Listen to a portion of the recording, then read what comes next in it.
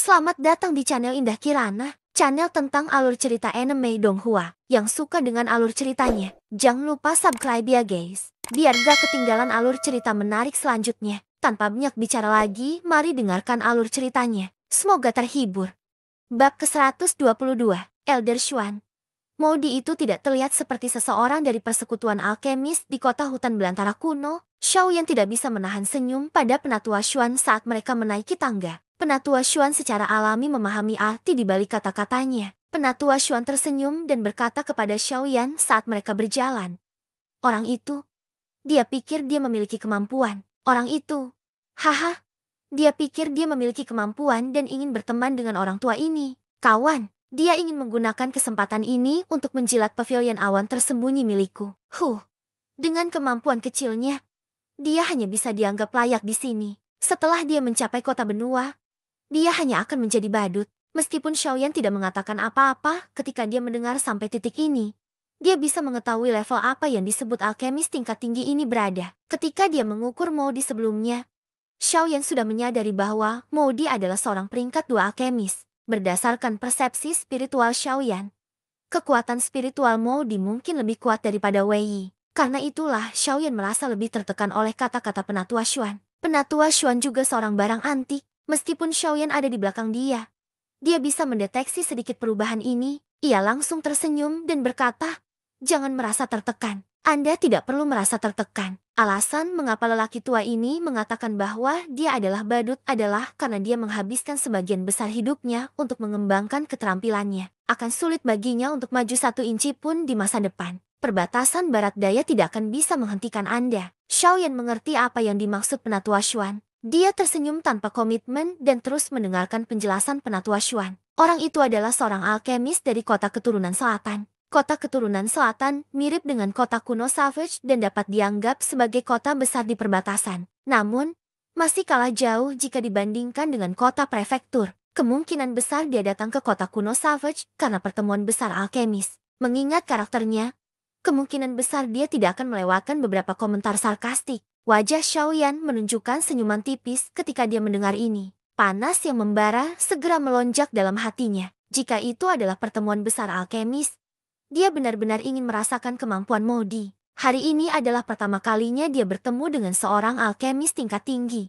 Haha, saudara Yan Xiao juga akan berpartisipasi dalam pertemuan besar alkemis, kan? Xuan tua sekali lagi tersenyum ketika dia merasakan gelombang panas membara yang disalurkan dari tubuh Xiaoyan. Haha, jika aku cukup beruntung untuk bersaing dengan alkemis tingkat tinggi, aku tidak akan membiarkan kesempatan ini berlalu begitu saja. Penatua Xuan terkekeh ketika mendengar ini. Dia menghentikan langkahnya dan menoleh ke Xiaoyan sambil tersenyum. Oh, kita di sini. Karena kita di sini, aku tidak akan naik. Master Pavilion sedang menunggumu di dalam. Lanjutkan. Penatua Xuan tidak menunggu Xiaoyan bergerak berubah menjadi ilusi dan menghilang di depan Xiaoyan. Pada saat ini, batu besar di hati Xiaoyan yang belum jatuh tergantung lebih tinggi lagi. Akhirnya, dia akan menemui orang itu. Xiaoyan mengerutkan bibirnya dan mengeluarkan menghela nafas lega. Dia perlahan mengangkat kakinya dan melangkah ke lantai 6 Pavilion Yunin. Dia akhirnya mencapai lantai 6. Namun, tempat ini terlihat sangat berbeda dari lantai di bawahnya. Yang menarik perhatiannya adalah segala macam furnitur. Saat ini, ada sesosok manusia berdiri dengan tenang di depan jendela di depan Xiaoyan. Karena pantulan sinar matahari yang tersisa, Xiaoyan tidak dapat melihat dengan jelas penampilan orang tersebut. Itu juga karena hal inilah yang membuat hati Xiaoyan menjadi semakin cemas. Ada apa? Aku baru saja mengundangmu makan. Kenapa kamu begitu gugup? Kamu tidak segugup ini saat menghadapi setengah kaisar bintang 8 yang lain. Hari ini, kenapa kamu begitu gugup saat melihatku hari ini? Hehe, kakak Yan Xiao. Sebelum Xiaoyan bisa dengan jelas melihat penampakan sosok manusia itu, kata-kata pihak lain sudah terlontar. Ketika Xiaoyan mendengar suara yang jelas itu, ekspresi wajahnya sedikit terkejut. Mengapa suara ini begitu familiar? Sesaat kemudian, murid Xiaoyan tiba-tiba menyusut. Ia kaget saat melihat sosok di depannya yang perlahan berbalik. Dia ingin mengatakan sesuatu, tetapi karena perubahan emosinya, dia tidak mengatakan apapun untuk waktu yang lama. Di sisi lain, sosok itu memandang Xiaoyan dengan senyum main-main. Sepertinya dia sudah menduga hal ini. Luo Jin, haha. Kakak Yan Xiao, kamu baik-baik saja setelah beberapa bulan. Butuh waktu lama sebelum Xiaoyan akhirnya mengeluarkan dua kata dari mulutnya. Luo Jin. Sebaliknya, menatap Xiaoyan dengan wajah penuh senyuman. Dia tertawa terbahak-bahak saat berbicara. Benar-benar melupakan statusnya di mata orang lain. Aku benar-benar tidak menyangka kalau orang yang mengundangku sebenarnya adalah kamu. Saya pikir itu adalah orang tua yang busuk. Untuk bisa membentuk faksi sebesar itu, aku benar-benar meremehkanmu. Setelah mengenali identitasnya, hati Xiaoyan langsung rileks. Ada pula nada bercanda dalam perkataannya sehingga membuat hubungan keduanya semakin harmonis. Haha, aku tidak punya kemampuan sehebat itu. Aku hanya meminjam kekuatan keluargaku. Orang-orang ini semua adalah pembantu kepercayaan ayahku. Kalau tidak, segalanya tidak akan semulus ini. Ketika Xiaoyan mendengar ini, kilatan muncul di dalam matanya. Aku khawatir kakak Luo Jin tidak mengundangku ke sini hari ini hanya untuk mentraktirku makan. Luo Jin tersenyum saat mendengar ini. Dia melambaikan lengan bajunya dan mempersilahkan Xiaoyan untuk duduk. Saudara Yan Xiao, kamu terlalu banyak berpikir. Mari, berjanji kepada Anda bahwa jika Anda berpartisipasi dalam pertemuan besar alkemis, saya pasti akan hadir. Hari ini, aku hanya ingin bertemu denganmu terlebih dahulu. Xiaoyan tidak berkomitmen. Meskipun Luo Jin tidak mengatakannya dengan jelas, pasti ada sesuatu yang tersembunyi di dalamnya. Namun, Xiaoyan tidak merasa cemas di dalam hatinya, karena Luo Jin telah mengundangnya. Dia secara alami akan menemukan kesempatan untuk mengatakannya. Luo Jin juga mengikuti dan tertawa sebentar. Segera, mereka berdua tidak berdiri pada upacara dan mulai mengacaukan makanan lezat dan anggur di atas meja. Setelah minum dan makan sepuasnya, keduanya tampak mabuk, tentu saja. Dengan kekuatan mereka, mereka tidak akan mabuk tidak peduli seberapa kuat anggurnya. Jadi hal kecil ini bukanlah apa-apa. Saat ini, Xiaoyan juga tahu di dalam hatinya bahwa topik utama telah tiba. Kakak Yan Xiao. Haha, sejujurnya, aku benar-benar punya masalah yang ingin aku diskusikan dengan kakak Yan Xiao hari ini. Kelopak mata Xiaoyan yang mengantuk terangkat dengan lembut. Gelas anggur di tangannya juga diletakkan dengan lembut. Dia memiringkan kepalanya dan mengangkat alisnya sambil menatap Luo Jin dengan wajah penuh keraguan. Ketangkasan teknik Do yang kulihat kau tampilkan di langit hari itu. Jika aku tidak salah, itu pasti langkah kepunahan langit yang telah menghilang selama 100 tahun. Kan, begitu kata-kata ini diucapkan. Kilatan melintas di mata Xiaoyan. Alisnya yang halus dan tampan tanpa sadar menyatu. Seluruh tubuhnya tampak terbangun dalam sekejap. Ya, tapi kenapa kamu tertarik dengan ini? Dengan statusmu, kamu seharusnya tidak kekurangan ketangkasan teknik Do. Kan? Luo Jin tersenyum. Aku tidak mencari langkah kepunahan langit. Sebaliknya, ini terkait dengan benda itu makam kuno kepunahan langit. Kedua mata Xiaoyan mengeras. Sudut mulutnya tanpa sadar sekali lagi berteriak tanpa sadar. Makam kuno kepunahan langit. Bab ke-123. Makam kuno Tianju. Saat kata-kata Luo Jin terdengar, ekspresi terkejut langsung muncul di wajah Xiaoyan. Dia tidak menyangka Luo Jin memanggilnya hari ini untuk membicarakan tentang makam kuno Tianju. Mungkinkah langkah Tianju ini memiliki hubungan khusus dengan makam kuno Tianju? Melihat jejak keraguan di antara alis Xiaoyan, Luo Jin juga tersenyum. Tubuhnya duduk tegak dan cangkir anggur di tangannya perlahan diletakkan ke bawah.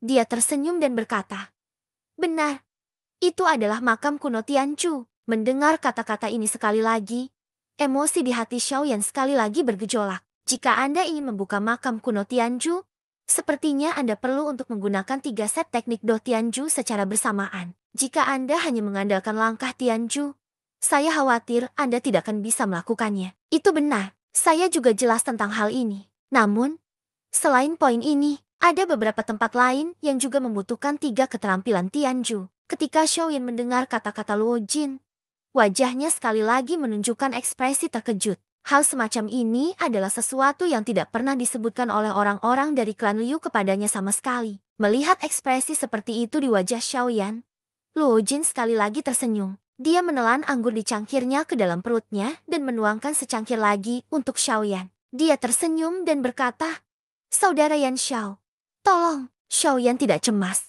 Dia tahu Luo Jin akan menjawabnya. Dia dengan lembut mengangkat cangkir anggurnya dan meminum semuanya sekaligus. Haha.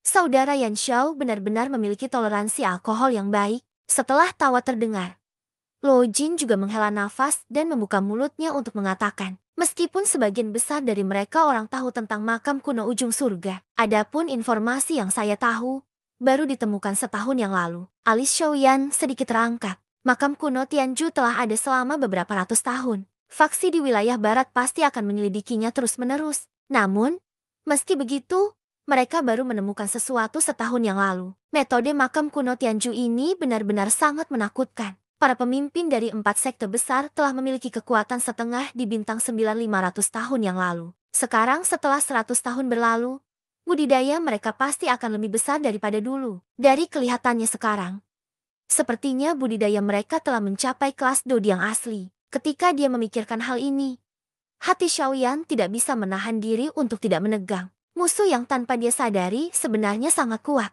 Jika dia tidak hati-hati, nyawanya mungkin benar-benar dalam bahaya. Di sisi lain, Xiaoyan juga kaget dengan kekuatan Tianju. Seorang Dou dapat dianggap sebagai orang yang benar-benar kuat di seluruh benua. Namun, keberadaan yang begitu kuat masih belum mampu menggoyahkannya di depan makamnya yang berusia ribuan tahun. Harus dikatakan bahwa ahli transformasi asal benar-benar kuat. Lalu saya bertanya-tanya berita apa yang ingin dibicarakan oleh saudara Luo Jin. Mungkinkah ada sesuatu di makam kuno ini yang hanya bisa dibuka oleh penggarap akhir surgawi? Luo Jin menganggukkan kepalanya dan tersenyum ketika mendengar ini. Dia tidak membuat Xiaoyan dalam ketegangan dan langsung berkata, setelah penyelidikan bersama para pemimpin 4 sekte besar, ada 3 ruang makam yang disegel oleh formasi di dalam makam kuno Tianju. Setelah penyelidikan khusus, mereka sampai pada kesimpulan bahwa ketiga ruang makam ini kemungkinan besar adalah warisan yang ditinggalkan Tianju sebelum dia meninggal. Bang! Dengan keras, cangkir anggur di tangan Xiaoyan langsung berubah menjadi bubuk. Anggur di dalamnya langsung menguap oleh aura api kuat Xiaoyan karena emosi kekerasan di hati Xiaoyan. Warisan.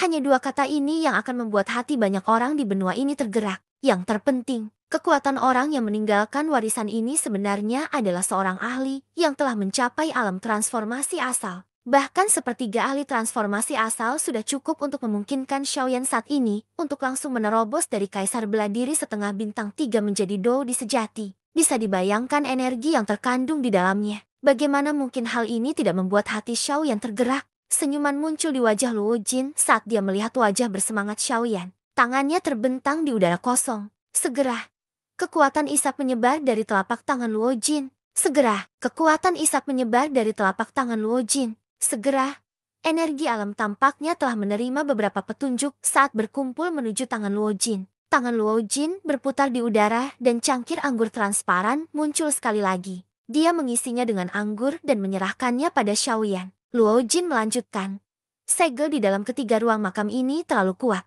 Bahkan mereka tidak mempunyai peluang untuk menghancurkannya secara paksa. Selain itu, mereka juga takut merusak warisan di dalamnya. Oleh karena itu, ketiga ruang makam ini hanya dapat dibuka oleh 3 keterampilan ujung surga. 3 keterampilan akhir surga masing-masing menempati ruang makam. Anda juga memiliki kesempatan untuk mendapatkan salah satu warisan. Mendengar ini, Xiaoyan pada dasarnya mengerti. Hari ini, Luo Jin memanggilnya. Sepertinya dia tidak hanya ingin membicarakan makam kuno ujung surga dengannya. Pasti ada sesuatu yang ingin dia peroleh di dalam makam ini. Saudara Luo Jin telah mengatakan begitu banyak kepadaku. Aku khawatir ini bukan sekadar memberitahuku rahasia akhir surga ini.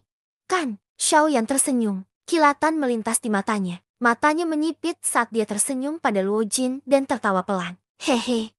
Aku benar-benar memiliki pemahaman diam-diam dengan saudara Yan Xiao. 4 sekte besar pasti tidak akan melepaskan 3 ruang makam di dalam makam kuno ujung surga ini. Pada saat itu, saudara Yan Xiao kemungkinan besar akan ditindas oleh upaya gabungan dari 4 sekte besar. Warisan itu bahkan mungkin tidak akan sampai ke tanganmu. Xiaoyan tanpa sadar mengerutkan kening ketika Luo Jin berbicara sampai saat ini. Jika orang-orang dari 4 sekte besar bergandengan tangan untuk menghadapinya pada saat itu, tidak perlu ada 4 pemimpin sekte untuk campur tangan secara pribadi. Kemungkinan besar dia sudah dirugikan. Tidak perlu lagi membicarakan warisan. Namun, Xiaoyan segera tersenyum dan sekali lagi membuka mulutnya untuk berbicara dengan Luo Jin bersama. Senyuman, kalau begitu, aku bisa mundur dulu setelah membuka ruang makam. Pertama-tama saya akan membiarkan 4 faksi besar saling membunuh. Akhirnya saya akan datang dan memetik manfaatnya. Bahkan jika aku tidak bisa mengalahkan mereka, aku masih bisa lari. Luo Jin tampaknya sudah menduga kata-kata Xiaoyan. Dia tertawa pelan dan sekali lagi membuka mulutnya untuk berbicara. Apakah saudara Yan Xiao benar-benar menganggap 4 sekte besar itu bodoh?